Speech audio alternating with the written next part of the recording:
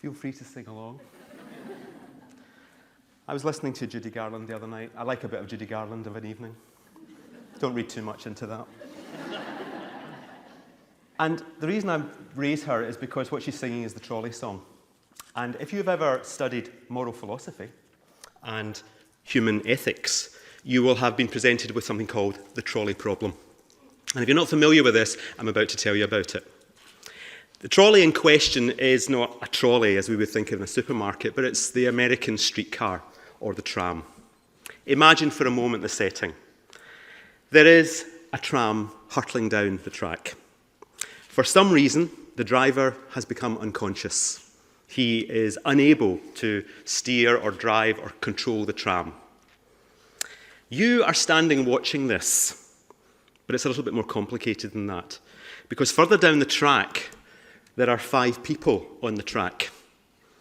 5 people whose lives are going to be wiped out in a moment when that trolley, that tram, hurtles over them.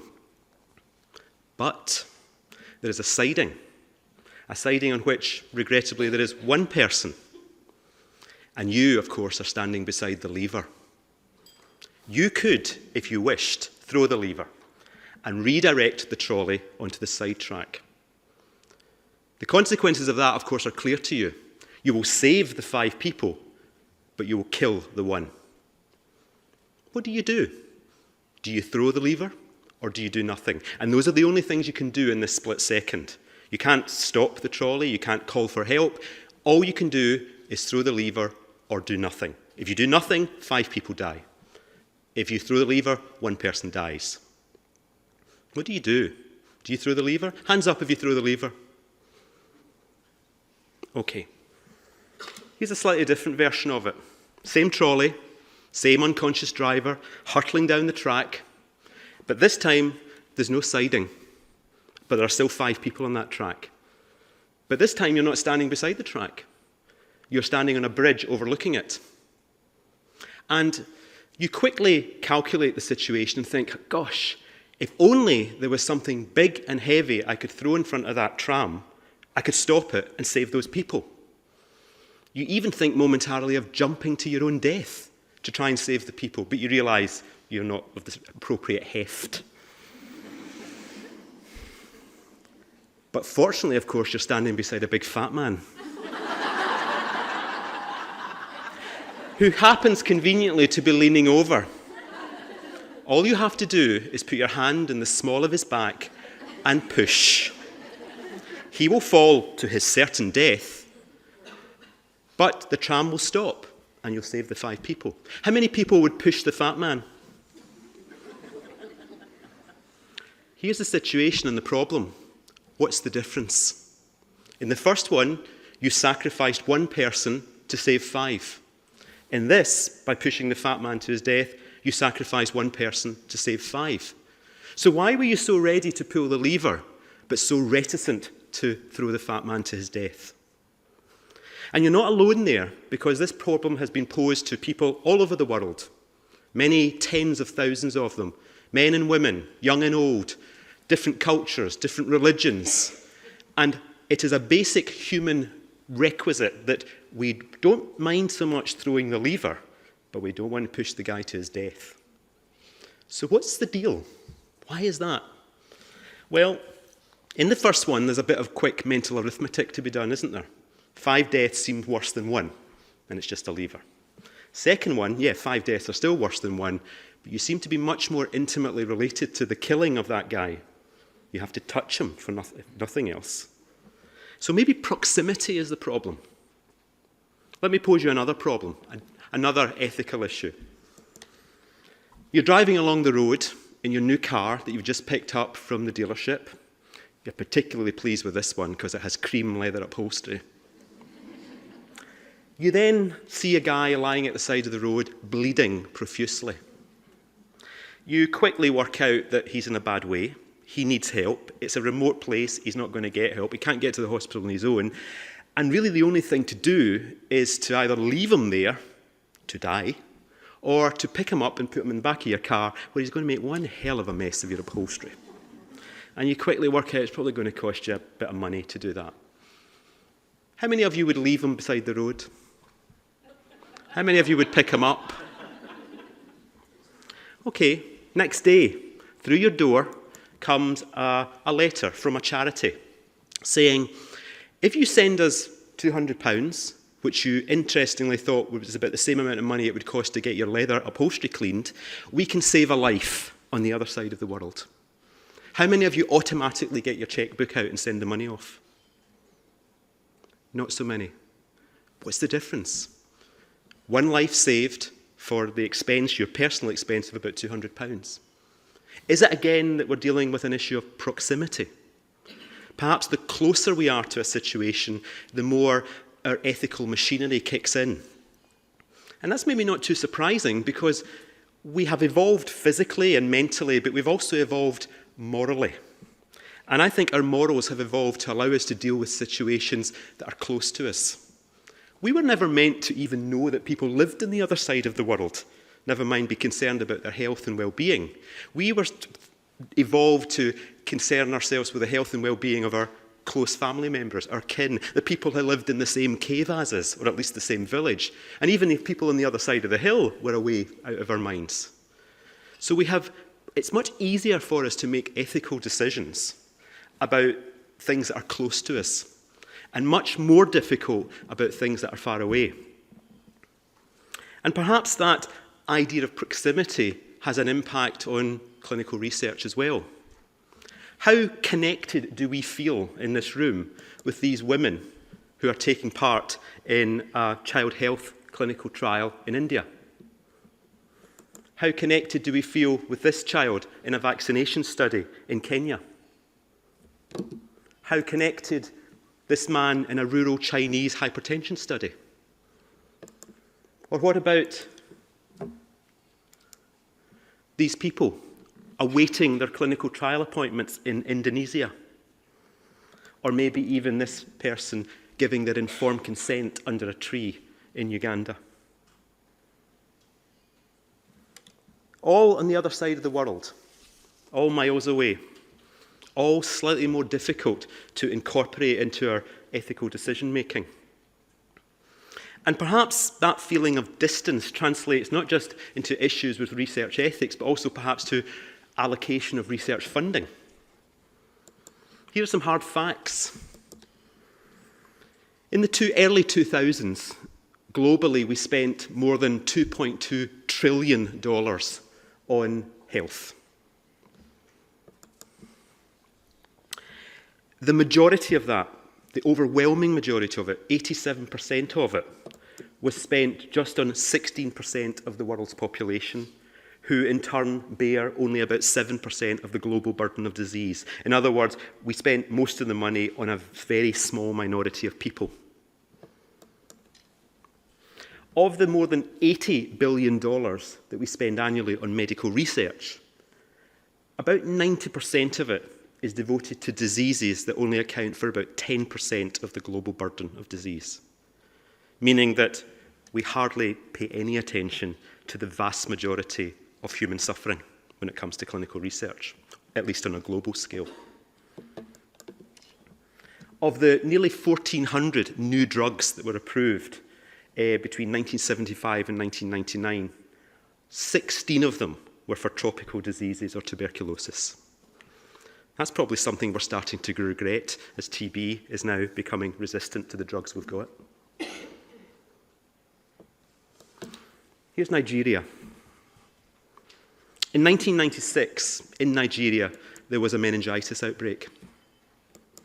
And during that outbreak, the drug company Pfizer conducted a clinical trial comparing a new untested and unlicensed drug, trovafloxacin, versus a standard antibiotic in around 200 children. 11 of the children died in the trial, and quite a number of others suffered serious adverse events. And in 2000, there was an inquiry looking into the study, and Pfizer were implicated as having conducted an illegal trial. The trial had not been approved by the Nigerian government, which was required. There was no informed consent, and the ethics approval had been falsified. In 2001, the Nigerian government sued Pfizer for $9 billion. They didn't get it. In 2009, $75 million was paid, and Pfizer denied all charges. These lawsuits are still ongoing. But I wonder if Pfizer would have even contemplated such a study in the more developed world.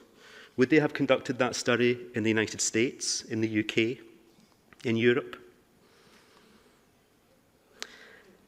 The knee-jerk response to this, perhaps, is that there should be no such clinical research in vulnerable populations like this, that we shouldn't even think about it because such people would then be exploited. But that's maybe a little bit paternalistic, because if you actually ask the people from these countries what they think, they say some very different things. A few years before the example I've highlighted, there was another scandal, largely about looking at treatments for HIV. And two researchers from Africa wrote an article, a very compelling article in the Washington Post, saying, we're trying to help our sickest people, not exploit them. And their argument was quite simple. They said, it's naive to assume that what will work for America will work for the rest of the world. Differences in nutrition, economics, societal norms, and culture make such extrapolations dangerously ethnocentric and wrong. We are suspicious of those who claim to speak for our people, yet have never worked with them. Callous accusations may help sell newspapers, but they demean the people here and the horrible tragedy that we live daily. In other words, the developing world will only develop, at least in terms of clinical research, if they become active participants in that clinical research. But how do we achieve that while still protecting people and avoiding exploitation? What are the rules that we should follow, if any? Ruth Macklin, ethicist, says that yes, there are rules, and whenever research involving human beings is being conducted, it must be conducted in accordance with appropriate ethical standards. None of us are arguing with that, but what are they? What are the appropriate ethical standards? And if there are standards, do they apply everywhere? Are they universal? Or do they have to be different for different cultures? There have been attempts at producing universal sets of ethical standards. Many of you will be familiar with the so-called Belmont Report, which is really the foundation stone upon which much of the United States' clinical research is built. And this identified three main characteristics of research ethics: that we should have respect for people, that we should be conducting our research in a just way, and that we should be concerned with beneficence as opposed to maleficence. We should be doing good, we should be doing it fairly, and we should be doing it respectfully. And it's fairly hard to argue with any of those. We also have the Declaration of Helsinki, which, as you will know, says medical research is subject to ethical standards that promote respect for all human beings and to protect their health and rights. A little bit vague, though. What are the ethical standards?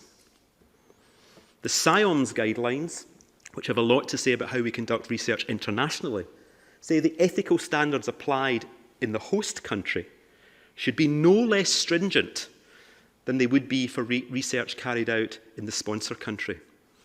In other words, if you're a British research team going to a less developed part of the world, you should be carrying out your studies to as high an ethical standards as you would be expected to do in the United Kingdom.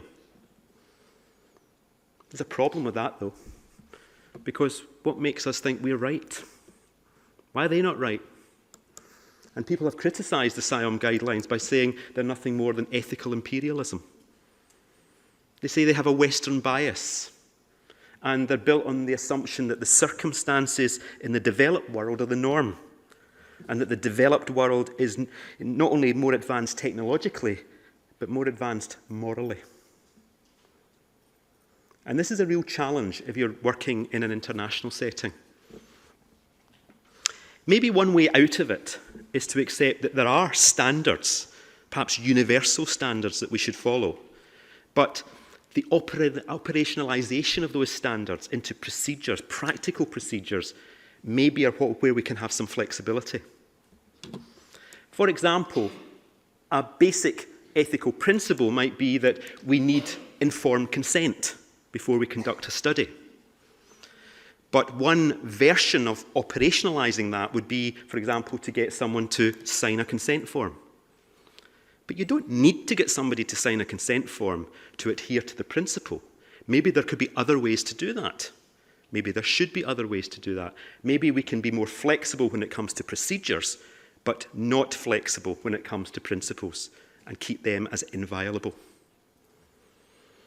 If we stick with informed consent for a few moments, it's obviously one aspect of research ethics, but it's probably the most important aspect of it. I think there are some challenges. Much of our notion of informed consent, particularly in this country, is built upon the idea of individuality, that an individual will make a decision for him or herself.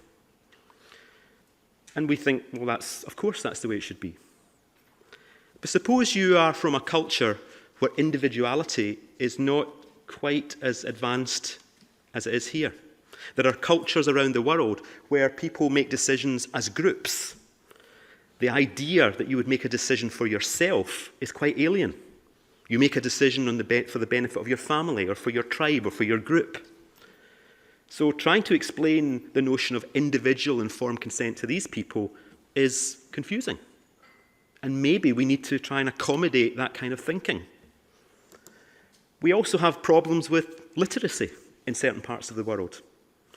We have it here as well in the home in the UK. But if someone can't understand what we're sharing with them, if they can't read, then maybe we have to think of different, more appropriate ways to share information so that they can make an informed choice. If we insist that people sign a document, then we will force a number of people not to take part in our clinical trials in some part of the world. Because they have a history of when you signed a document, you disappeared. And people will not sign documents.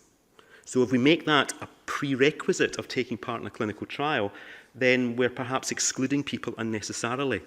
And maybe the signing is part of the procedure rather than part of the principle.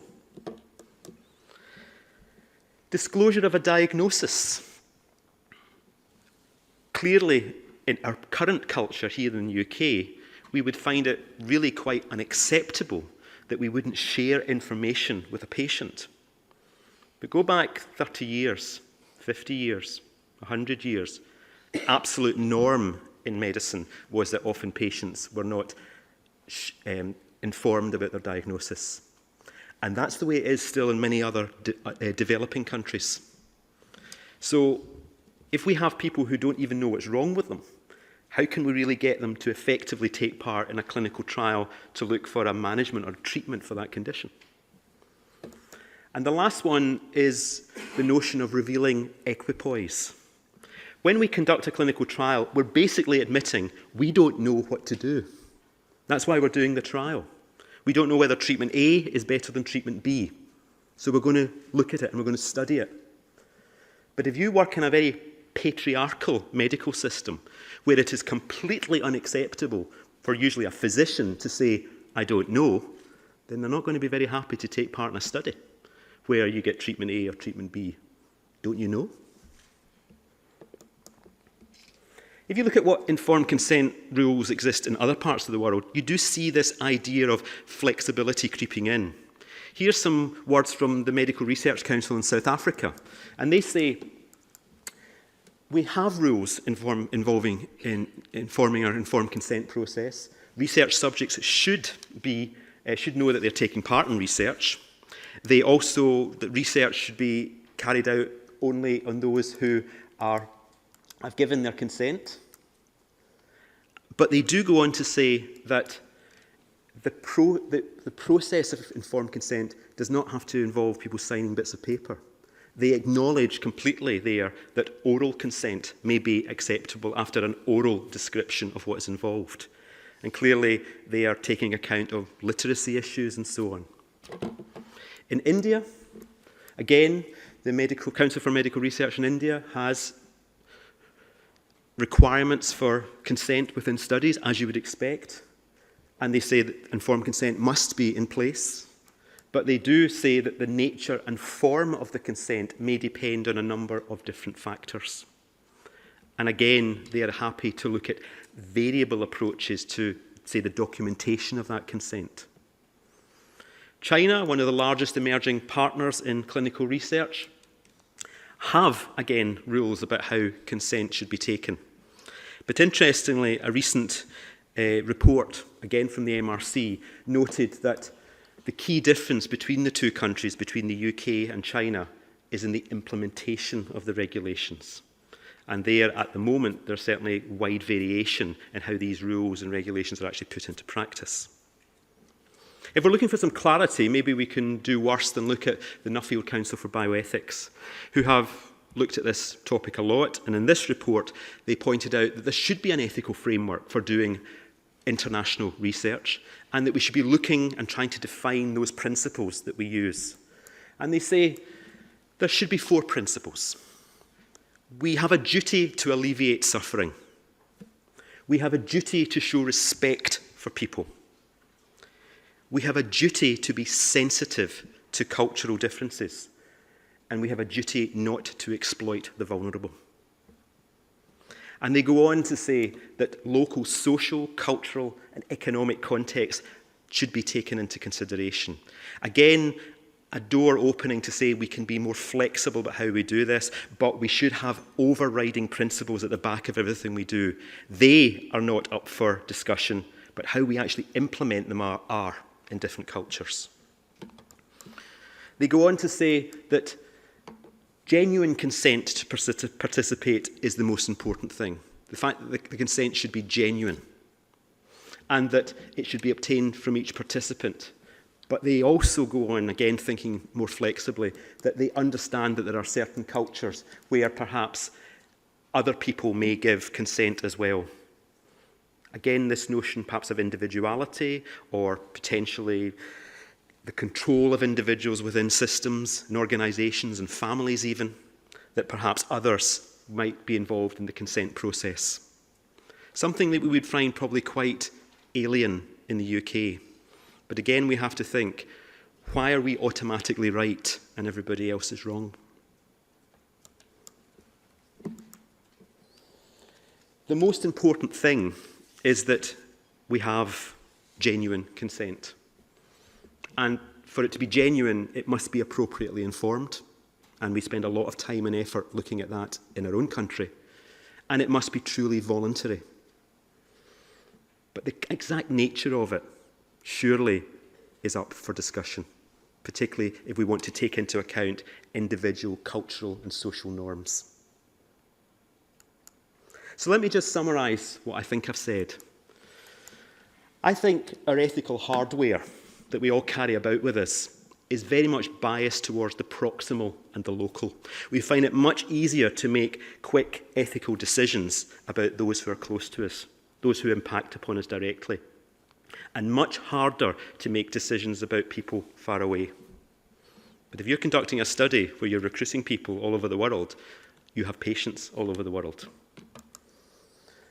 I think the global health challenges we face at the moment that were alluded to in Susan's presentation as well are going to require us to do a lot of work. But we have to care about the exploitation of people around the world while we do that work. People are not means to an end. They are ends in themselves, and we must never forget that. We do need ethical standards. And we have a number of contenders, and they usually come back to the notion of fairness, justice, and respect. But the way we actually put those principles and standards into practice surely could be variable. In other words, we might compromise on procedures but we won't compromise on standards. To do this, we're going to need a creative approach. We're going to have to think things through in different settings and not automatically assume that the way we do it here is the right way to do it, because that will automatically exclude people around the world for various reasons. But while we're creative, we must be inclusive and we must be respectful. And we're not just simply applying a double standard. I want to finish off with some words from somebody who quite literally puts his money where his mouth is when it comes to trying to deal with global healthcare problems, and that's Bill Gates. And a few years ago, he said this at a conference. He said, "There is no bigger test for humanity than the crisis of global health. Solving it will require the full commitment of our hearts and minds. We need both. Without compassion, we won't do anything. Without science, we can't do anything. So far," he said, "we have not applied all we have of either. And I am optimistic that in the next decade, and we're in his next decade now, that people's thinking will evolve on this question of health inequity. People will finally accept that the death of a child in the developing world is just as tragic as the death of a child in the developed world." Thanks very much.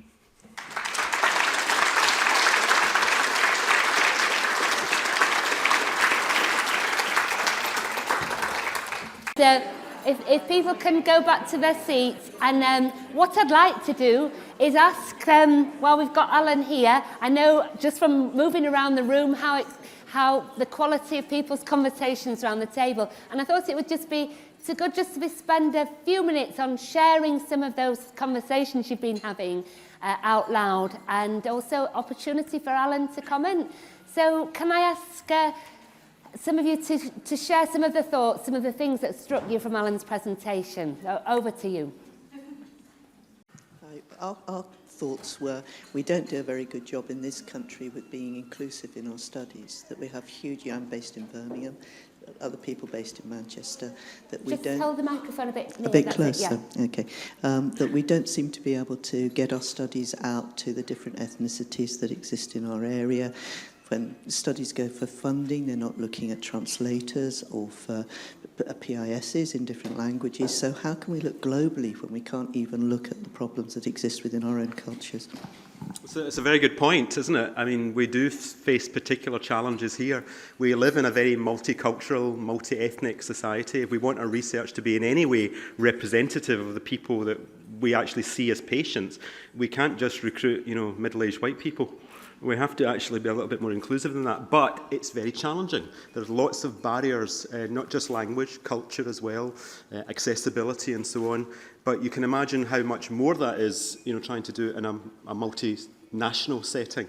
But I think the very first thing to do is to start recognising it and thinking about it, and that's what we're already doing, and recognising that we are being potentially exclusive, and can we do anything, even in a small way, to be more inclusive? Can we even perhaps find out why it's difficult to access certain ethnic groups or communities? Are there challenges in what we're trying to do? Is it the way we communicate? Is it how we tell people about our studies? Is it basic problems with the relationship between healthcare professionals and these groups? What is it? Trying to understand that, I think, could be the first step. Just in response to that, I had a gentleman that was Polish speaking, and I actually managed to grab some time with an interpreter on the ward, and the interpreter would come up daily, and usually it would be for the doctor or the physiotherapist to, have a conversation with the patient. And I was lucky enough to get some time, and so not only was it going through the patient information sheet, but also answering the patient's questions, which were just as important as them reading through the sheet.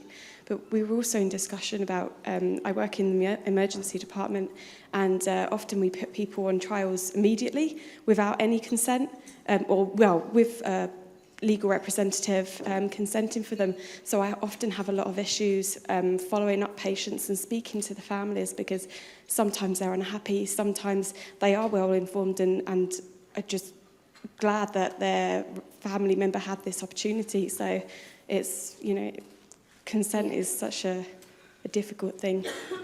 I mean, these conversations are hard enough to have when you have a lot of common ground between you in terms of language and culture.